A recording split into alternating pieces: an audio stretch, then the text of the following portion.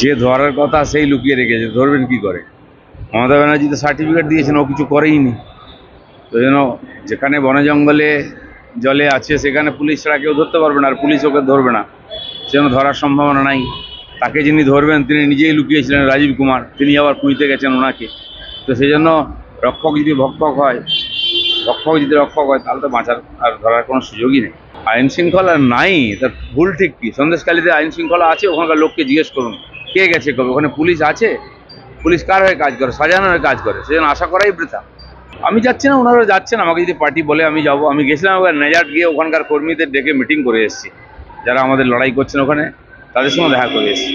শাহজাহান একজন কিংপিন, যত রকম অপরাধ হতে পারে, খুন খারাপি থেকে লুটপাট স্মাগলিং সব করেছে। সেই জন্য তার সোর্স অনেক দূর, সেই টাকাগুলো তার ওখানে নেই, বিভিন্ন জায়গায় ছড়িয়ে পড়েছে, বিভিন্ন মাধ্যমে ইনভেস্ট হয়েছে। সেগুলো সোর্স খুঁজছে এখন ইডি, সে টাকা কার কাছে গেছে, কোথায় লেগেছে, কিভাবে। আর বেরোবে একদিন।